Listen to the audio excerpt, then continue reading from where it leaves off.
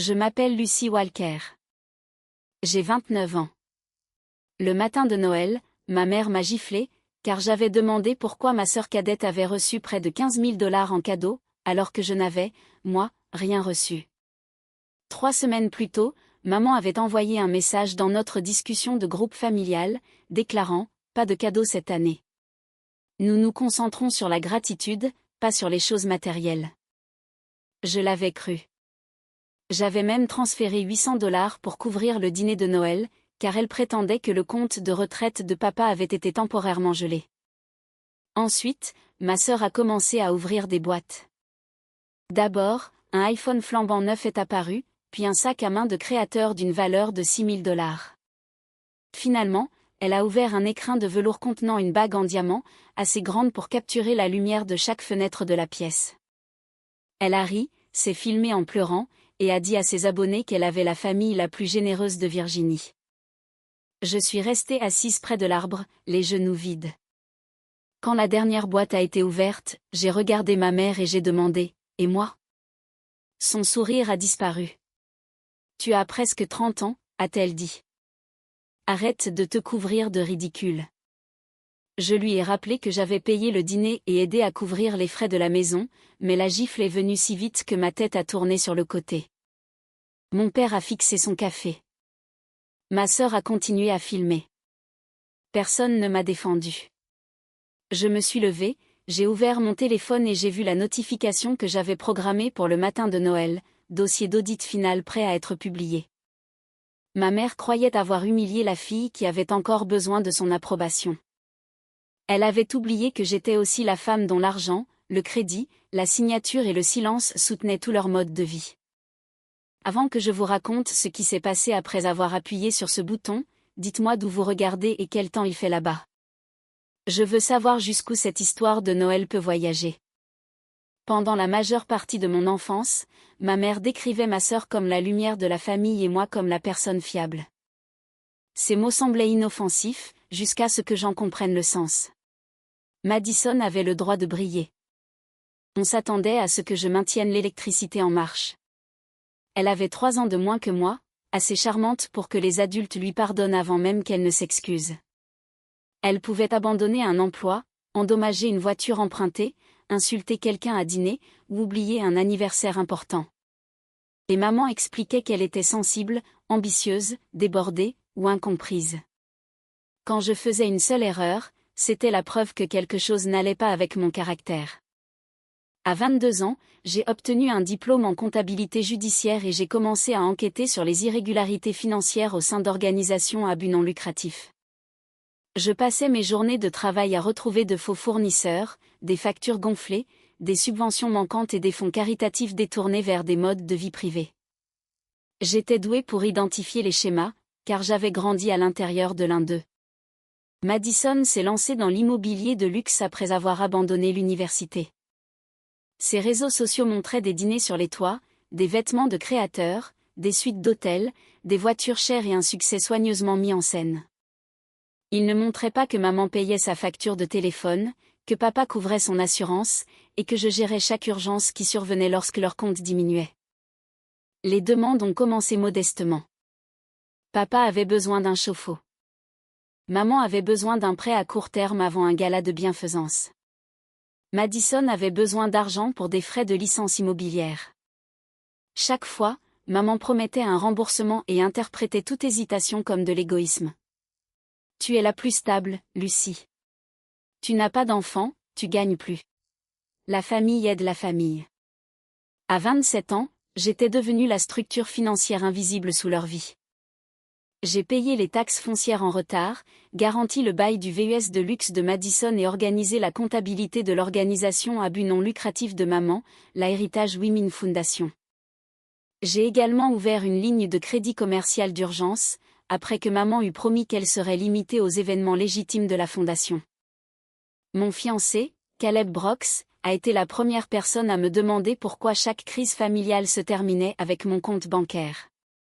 Caleb était un architecte qui restaurait des bâtiments historiques. Il ne m'a jamais ordonné de couper les ponts avec ma famille, ni prétendu que j'avais toujours raison.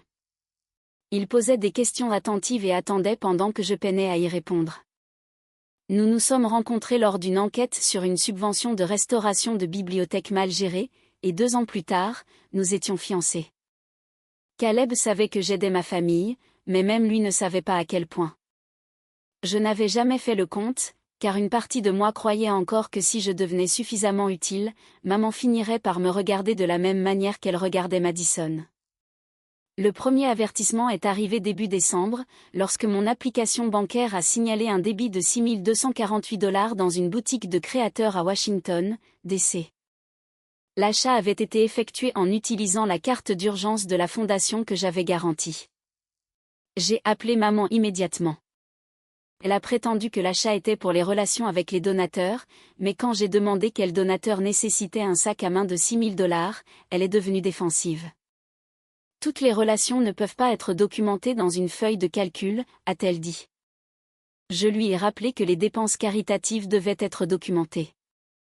Elle a admis avoir temporairement utilisé l'argent de la fondation et a promis de le remplacer après le prochain gala. Quand j'ai exigé qu'elle rende l'article, elle m'a accusé de me soucier plus des règles que des relations et a raccroché. Ce soir-là, Caleb et moi avons examiné le compte. Le sac à main n'était que le début. Il y avait un téléphone coûteux, des paiements à un bijoutier privé, des factures de restaurant, un service de nettoyage de voitures, et un virement marqué « Conseil en images de marque » à une entreprise enregistrée au nom de Madison. Le total était de près de $20 000. Ta mère t'a-t-elle parlé de tout cela ? A demandé Caleb. J'ai secoué la tête. Alors arrête de regarder ça comme une fille, a-t-il dit. Regarde ça comme une enquêtrice. J'ai commencé par les relevés de transactions. Chaque dépense portait un horodatage, un code marchand, un emplacement et une piste d'autorisation. L'achat de créateurs et la dépense électronique provenaient de la carte attribuée à maman. Le paiement des bijoux avait été divisé en 2 transactions plus petites, probablement pour éviter un examen automatique. Le virement à la société de Madison m'a le plus intéressé. Megawatt Signature Living LLC avait facturé la fondation pour des activités de sensibilisation numérique et d'engagement des donateurs. La facture prétendait que Madison avait produit une campagne éducative de 6 semaines pour les jeunes femmes entrant sur le marché du travail. J'ai vérifié le site web de la fondation, les bulletins d'information, les rapports du conseil d'administration, les pages archivées et les médias sociaux. Aucune campagne n'existait. Les métadonnées du document montraient que la facture avait été créée sur l'ordinateur personnel de maman 2 jours après l'émission du paiement. Madison était répertoriée comme la vendeuse, mais l'auteur du fichier était Diane Walker, ma mère. Elle avait fabriqué une facture pour transférer de l'argent de la charité à ma sœur. Le 10 décembre, Madison a publié une histoire privée montrant une boîte à bijoux en velours avec la légende « La manifestation fonctionne quand votre mère comprend le luxe ». Elle l'a supprimée 20 minutes plus tard, mais j'ai capturé une capture d'écran. 2 jours après, maman a annoncé qu'il n'y aurait pas de cadeau de Noël, car notre famille était censée se concentrer sur la gratitude. J'ai regardé la facture des bijoux en relisant son message. Caleb m'a trouvé après minuit, avec 3 moniteurs ouverts et un bloc-notes juridique couvert de notes. Tu sais déjà ce qui s'est passé, a-t-il dit. Je lui ai dit que je savais seulement ce que les dossiers suggéraient. Il m'a rappelé que je n'avais pas besoin d'un langage de tribunal avec lui. Elle a acheté des cadeaux de Noël à Madison avec l'argent de la fondation et du crédit lié à mon nom, ai-je finalement admis. Qu'est-ce que tu vas faire ? A-t-il demandé. Je voulais la confronter immédiatement, mais je savais comment cela finirait. Madison pleurerait. Papa demanderait la paix. Maman m'accuserait de jalousie. Et tout le monde discuterait de ma réaction, au lieu de leurs actions. Caleb m'a dit de ne pas leur donner une réponse émotionnelle qu'ils pourraient utiliser. Donne-leur des faits. Le lendemain matin, j'ai demandé toutes les factures, les approbations du conseil d'administration, les accords avec les fournisseurs et les remboursements associés à la carte d'urgence. La comptable externe a semblé nerveuse et a expliqué que maman avait dit au personnel que ces dossiers étaient gérés en interne par Madison. J'ai appris que Madison avait été répertoriée comme consultante en communication depuis octobre et payée $4 000 par mois. Le contrat exigeait 2 signatures du conseil, mais seule celle de maman apparaissait. Madison avait reçu 12 000 $ avant même le début des achats de Noël. Au cours de ce même trimestre, la fondation avait rejeté cette demande de transport et de garde d'enfants, prétendant que les fonds étaient limités. Une femme avait demandé 900 $ pour réparer la voiture dont elle avait besoin pour se rendre au travail. Maman a refusé cette demande, tout en dépensant près de 7 fois plus pour le sac à main de Madison. À ce moment-là, l'excuse que j'avais construite autour de ma mère s'est finalement effondrée. Ce n'était pas du favoritisme parental ordinaire. C'était du vol déguisé en loyauté familiale. J'ai continué à fouiller et j'ai découvert que l'impressionnante maison de mes parents à Richmond n'était pas la leur. C'était une location historique meublée, coûtant 8 000 $ par mois. J'avais co-signé le bail après que papa eut prétendu qu'ils avaient besoin d'un logement temporaire pendant la vente de leur ancienne propriété, mais cette maison n'avait jamais été mise en vente. Le loyer était couvert par des virements provenant de la réserve administrative de la fondation et des retraits de ma ligne de crédit personnel.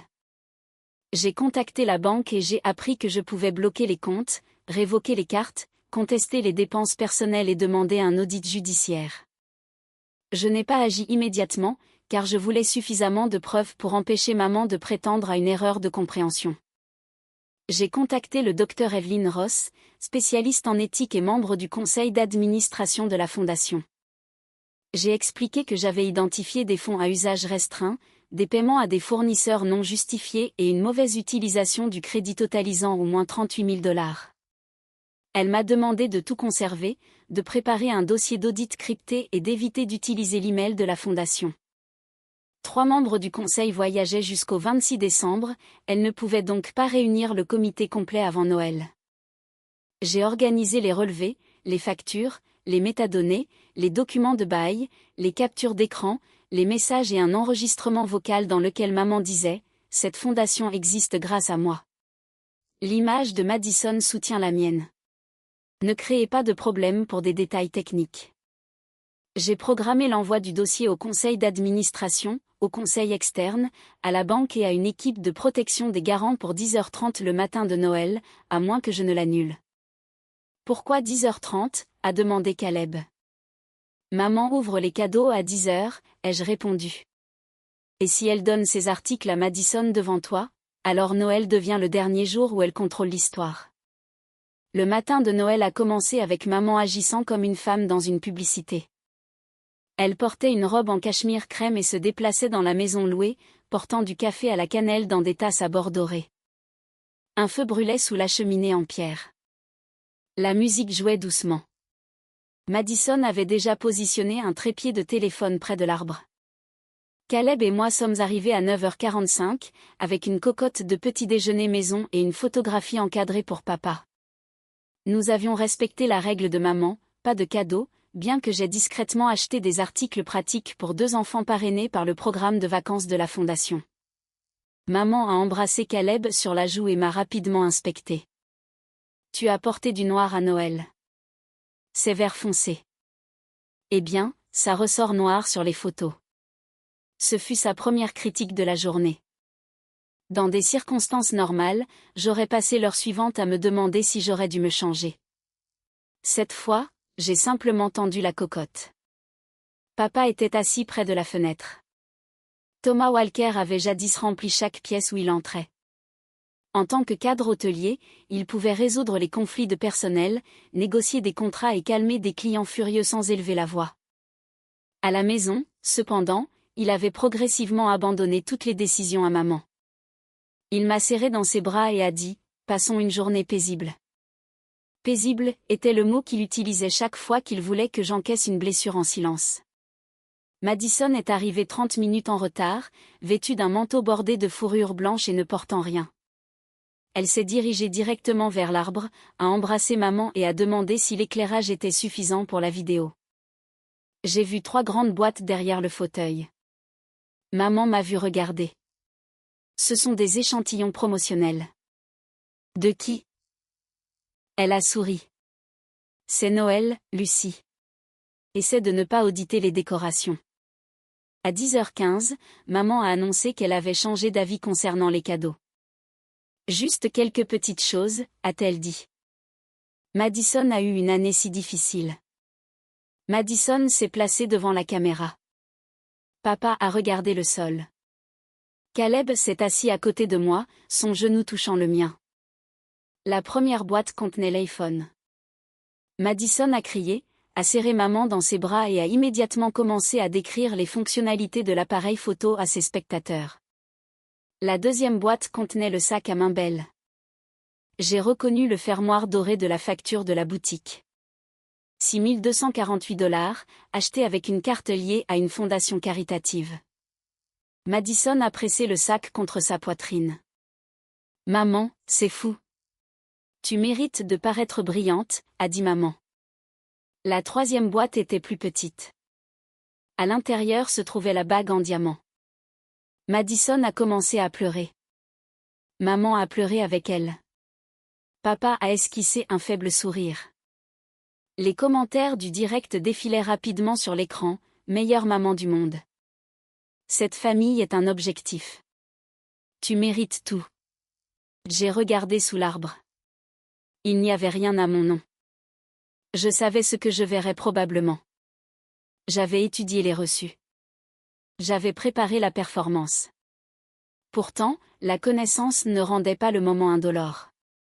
Pendant une seconde dangereuse, j'avais de nouveau 8 ans, regardant Madison ouvrir le kit d'art que j'avais demandé, car maman disait qu'elle était plus naturellement créative. J'avais 16 ans, travaillant un week-end, tandis que Madison recevait une voiture pour avoir amélioré une note. J'avais 24 ans, on me disait qu'il n'y avait pas d'argent pour célébrer ma promotion, tandis que maman finançait l'anniversaire de Madison à Miami. La douleur ne concernait pas la réception d'un objet. C'était la déclaration publique qu'une fille méritait l'abondance, tandis que l'autre existait pour la financer. Madison a tourné la caméra vers moi. Lucie, dis bonjour. N'est-ce pas incroyable? L'expression de maman m'a averti de coopérer. J'ai entendu ma propre voix demander, et moi? La pièce a changé immédiatement. Madison a légèrement baissé le téléphone. Papa a regardé vers la cuisine. Le visage de maman s'est tendu. Qu'est-ce que tu as dit, a-t-elle demandé. Tu nous as dit qu'il n'y aurait pas de cadeau. Madison vient d'ouvrir un iPhone, un sac à 6 000 $ et une bague en diamant. Et moi? Maman a ri une fois, sèchement.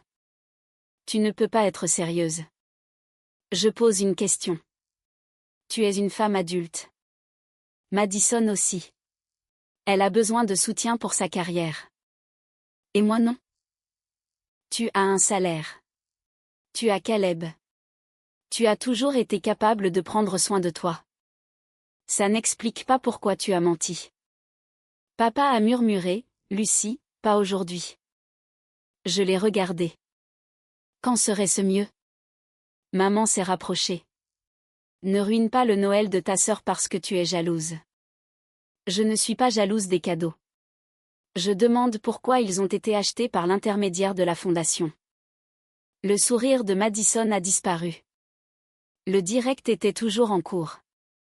Maman a jeté un coup d'œil au téléphone, puis à moi. Éteins ça.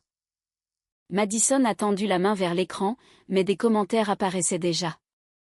Quelle fondation? Attends, qu'est-ce qu'elle veut dire? C'est de l'argent de charité? Maman a baissé la voix.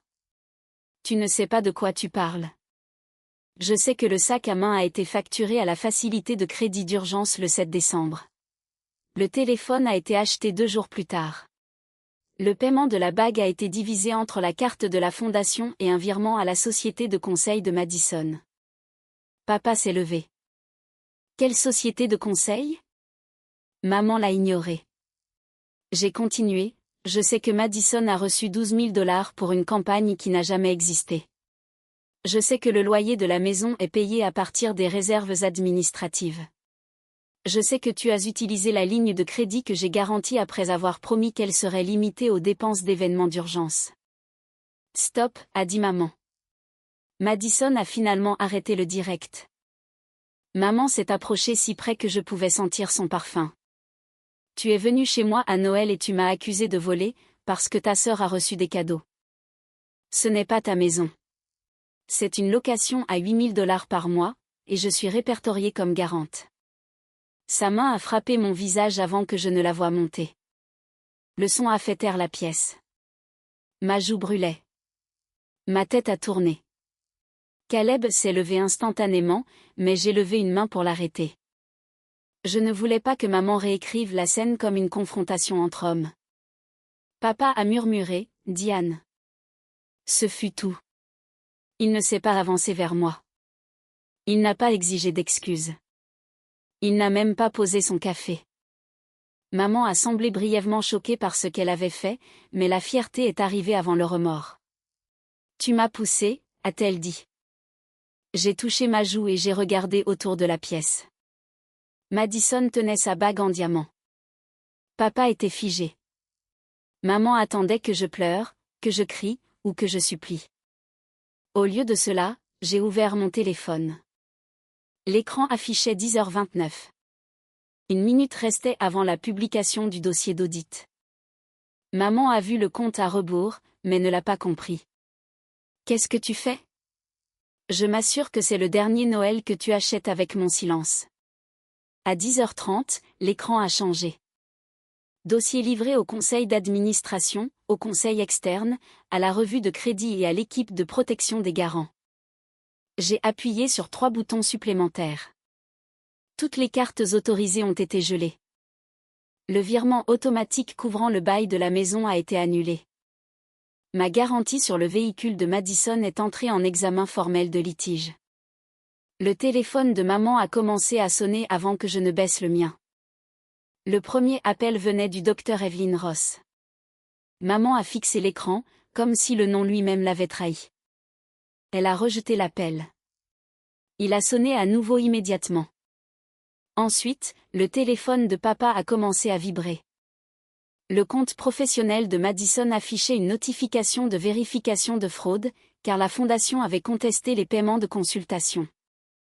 Le concessionnaire finançant son VUS de luxe a envoyé une alerte, indiquant que le garant avait contesté la responsabilité continue. La société de gestion immobilière a envoyé un email à maman, demandant une autorisation de paiement mise à jour pour le bail de janvier. En 90 secondes, la pièce pleine de cadeaux de luxe ressemblait moins à Noël qu'à une scène de crime. Maman m'a pointé du doigt. « Annule ça. »« Non, tu n'as pas le droit. Le crédit est à mon nom. »« Tu nous as donné la permission ?» J'ai donné à la fondation une permission limitée pour des dépenses d'urgence documentées. Tu l'as utilisée pour des cadeaux personnels, le loyer, le faux contrat de conseil de Madison, des restaurants et la gestion de l'image. Madison s'est avancé, portant toujours la bague. Mon contrat n'est pas faux.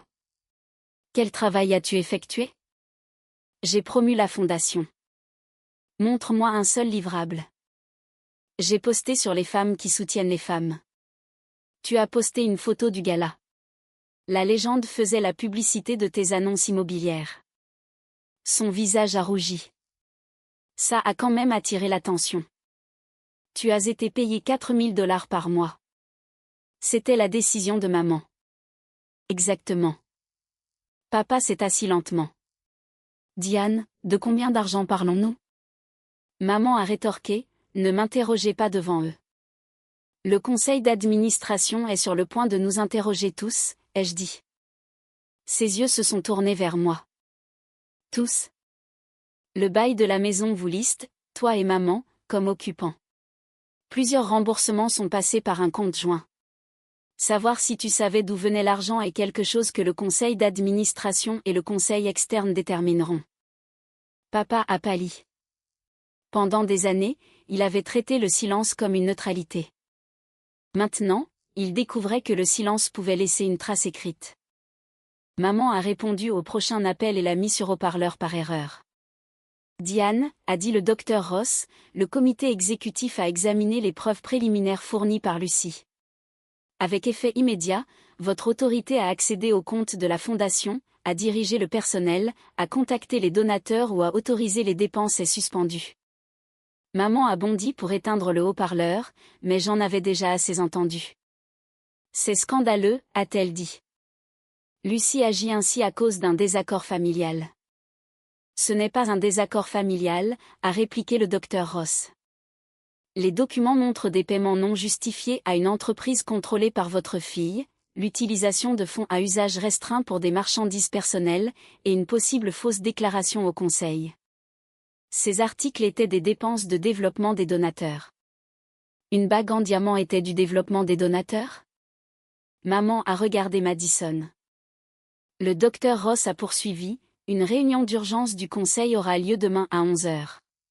Le conseil externe a demandé au personnel de conserver tous les appareils et dossiers. Ne supprimez rien. Vous prenez la parole d'une enfant jalouse plutôt que celle de la fondatrice de cette organisation? Je prends la parole des relevés bancaires. L'appel s'est terminé. Madison a commencé à pleurer. Mais contrairement aux larmes qu'elle avait filmées 10 minutes plus tôt, celle-ci était de colère et incontrôlée. Tu as tout détruit, m'a-t-elle dit. Non, j'ai arrêté de payer pour ça. Mes clients ont vu ce direct. Tu as laissé la caméra tourner. Tu savais qu'elle tournait. Je savais aussi que tu affichais des biens achetés avec de l'argent de charité à des milliers de personnes. Maman s'est tournée vers elle. Supprime la vidéo. C'était en direct. Les gens l'ont enregistré. Comme si elles étaient invoquées par les mots, le téléphone de Madison a été inondé de notifications. Des extraits de la gifle circulaient déjà. Quelqu'un avait ajouté des légendes. Un autre compte avait fait correspondre le sac à main à sa précédente publication de « manifestation ». Une page locale de surveillance des organisations à but non lucratif a demandé si les dons de la Heritage Women Foundation avaient financé du contenu d'influenceuses. Madison a ouvert la bouche, mais aucun son n'en est sorti. Caleb s'est placé à côté de moi. Lucie, nous devrions partir. Maman a bloqué le passage. Tu ne vas pas partir après avoir mis le feu à cette famille. Ce n'est pas moi qui ai volé de l'argent. J'ai bâti cette fondation à partir de rien. Et puis tu l'as traitée comme ton portefeuille. J'ai bâti ta carrière, aussi. J'ai failli rire. Tu as dit à tout le monde que mon travail était ennuyeux. Tu as refusé d'assister à ma cérémonie de certification, parce que Madison avait une séance photo. Je t'ai élevé. Ça ne fait pas de mon identité, de mon crédit, de mon travail ou de mes revenus ta propriété. Papa a finalement parlé plus fort. Diane, laisse-la partir. Maman s'est tournée vers lui. Maintenant tu trouves une voie. Son visage a changé. Des années d'humiliation ont semblé le traverser, mais je n'ai ressenti aucune admiration soudaine pour lui. Il n'avait trouvé le courage que lorsque les conséquences atteignaient son propre nom. Je t'ai demandé d'où venait l'argent du loyer, a-t-il dit. Tu as dit des revenus de consultation. C'était temporaire. Tu m'as dit que le conseil de la fondation avait approuvé le contrat de Madison. Il l'aurait approuvé. Ce n'est pas la même chose. Madison a pointé du doigt papa. Ne fais pas l'innocent. Tu aimes la maison. Tu aimes dire à tes copines que nous vivions ici. Il a tressailli. Elle avait raison. Maman avait dirigé la fraude, mais papa avait profité de chaque avantage, tout en évitant chaque question. Sa passivité n'était pas de l'innocence. C'était une participation avec une dénégation plausible. Maman a tenté une autre stratégie. Ses épaules se sont baissées, ses yeux se sont remplis de larmes. Sa voix est devenue douce. Lucie, ma chérie, nous pouvons régler cela en privé. C'était ça. La version d'elle que j'avais passé ma vie à essayer d'atteindre. J'étais sous pression, a-t-elle continué. La fondation avait besoin de visibilité. Madison avait besoin d'aide pour s'établir. Ton père luttait après sa retraite. J'ai fait des choix imparfaits, mais tout ce que j'ai fait, c'était pour cette famille. Tu m'as giflé. Ses yeux se sont détournés. J'ai perdu le contrôle.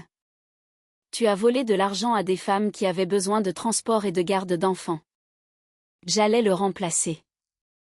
Avec quoi? Elle n'a pas répondu. Je me suis rapproché, pas agressivement, mais assez près pour qu'elle ne puisse plus faire semblant de ne pas m'entendre. Tu n'as pas acheté de cadeaux à Madison parce qu'elle en avait besoin. Tu les as achetés, parce que son image te faisait te sentir puissante. Tu ne m'as pas demandé de l'aide parce que j'étais aimée. Tu l'as demandé parce que j'étais utile. Chaque fois que je résolvais un problème, tu en créais un plus grand, car tu croyais que je protégerais la famille des conséquences.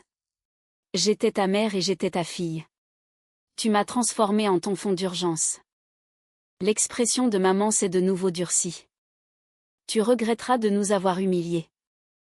J'ai passé 20 ans à regretter chaque fois que je te décevais. J'ai fini de regretter la vérité. J'ai passé devant elle. Dehors, l'air de décembre a frappé mon visage. Mes joues brûlaient encore. Caleb a suivi sans parler, jusqu'à ce que nous atteignions la voiture. Puis il a demandé, « Tu veux aller à la police ?» J'ai regardé en arrière les fenêtres brillantes de la maison que j'avais aidé à financer. Pas pour la gifle, ai-je dit, mais je coopère avec chaque enquête financière qui suivra. Mon téléphone a sonné avant que nous ne quittions l'allée. C'était l'enquêteur de la banque, affecté à la facilité de crédit contestée. J'ai répondu, oui, ai-je dit. Je peux vérifier que les achats étaient une utilisation personnelle non autorisée. J'ai également des restrictions écrites, des factures, des relevés de compte et des messages de l'utilisateur autorisé. De l'intérieur de la maison, j'ai entendu maman crier mon nom. J'ai fermé la portière de la voiture. Pour la première fois de ma vie, je ne me suis pas retournée. Les conséquences sont arrivées par couches, chacune exposant ce que ma famille avait caché sous les photos de gala, les vêtements de créateurs, les discours de charité et le succès mis en scène. 2 jours après Noël, le conseil d'administration a révoqué maman de son poste de directrice exécutive. Elle a affirmé que les achats étaient des investissements promotionnels, mais le conseil externe lui a demandé d'identifier le but caritatif de la bague en diamant de Madison. Maman a dit qu'elle était destinée à une vente aux enchères. Le bijoutier a produit des documents prouvant qu'elle avait été ajustée pour Madison avant l'achat. Ce mensonge a détruit toute chance d'une démission silencieuse. Le Conseil a transmis les dossiers aux régulateurs des organismes de bienfaisance de l'État et a publié un communiqué public sur les dépenses non autorisées. Le nom de maman a disparu du site web de la Fondation, qu'elle avait traité comme un monument. L'organisation a survécu, car le Dr Ross a obtenu un financement d'urgence et a engagé un cabinet comptable indépendant. J'ai aidé à séparer les programmes légitimes des dépenses personnelles de maman, et les demandes de transport précédemment rejetées ont été rouvertes. 3 femmes ont reçu une aide en quelques semaines. J'ai refusé tout paiement, car je voulais que l'argent soit restitué aux personnes à qui il avait été pris. L'effondrement de Madison a été plus rapide et plus public. L'extrait du direct a atteint les nouvelles locales après que des enquêteurs en ligne ont lié ces cadeaux à l'examen de la fondation. 2 promoteurs de luxe ont suspendu leurs accords de cotation. Une entreprise de sacs à main a annulé un partenariat avec une influenceuse. Sa maison de courtage l'a mise en congé, après avoir découvert qu'elle avait facturé une œuvre de bienfaisance par l'intermédiaire d'une entreprise non divulguée. Madison m'a appelé 43 fois en une semaine. J'ai répondu une seule fois. Elle a exigé que je publie une déclaration, disant qu'elle n'avait pas su que les paiements étaient inappropriés. J'ai demandé si elle avait effectué le travail listé sur ses factures. Elle a dit qu'elle avait eu l'intention de le faire. Je lui ai rappelé qu'elle avait déjà accepté $12 000. Elle m'a accusé de vouloir qu'elle échoue. Non, ai-je répondu. Je voulais que tu arrêtes de faire de ta vie ma responsabilité. Puis elle a révélé ce qu'elle attendait vraiment de moi, mais tu arranges toujours les choses. Je lui ai dit que c'était le cas autrefois. Quand elle a demandé ce qu'elle était censée faire, je lui ai conseillé de rendre la bague et le sac à main, de rembourser les frais de conseil, de coopérer avec les enquêteurs et de trouver un travail qui ne dépendait pas de faire semblant d'être riche. Elle m'a traité de cruelle et a raccroché. La bague a été rendue 3 jours plus tard. La boutique a refusé le sac à main, car elle l'avait déjà utilisé en ligne. Papa a vendu ses montres vintage pour couvrir une partie de la restitution. Madison a abandonné le VUS après avoir échoué à le refinancer sans ma garantie. Une fois que j'ai arrêté les retraits automatiques, mes parents n'ont pas pu prouver un revenu suffisant pour conserver la location historique. Le gestionnaire immobilier leur a donné 30 jours pour partir. Maman a dit aux proches que j'avais rendu mes parents sans abri à Noël, mais l'histoire a changé quand tante Rebecca m'a appelé directement. J'ai expliqué que j'avais annulé des retraits non autorisés de ma propre ligne de crédit, et non que je les avais expulsés d'une maison qu'ils possédaient. Je lui ai envoyé la déclaration publique de la fondation. Bientôt, les proches ont commencé à comparer leurs expériences. Maman avait emprunté de l'argent à des cousins pour de fausses urgences médicales, demandé à un oncle de financer une bourse qui n'apparaissait jamais dans les rapports, et persuadé tante Rebecca de payer les photos de Madison en promettant un remboursement de subvention. Le chat de groupe familial que maman avait contrôlé pendant des années est devenu une collection de questions auxquelles elle ne pouvait pas répondre. Papa m'a appelé en janvier et a admis qu'il aurait dû l'arrêter. Je lui ai dit qu'il en savait assez pour poser des questions. Il a affirmé qu'il essayait de maintenir la famille unie. Non, ai-je dit, tu évitais de devenir la personne avec qui elle était en colère. Après un long silence, il a admis que c'était juste.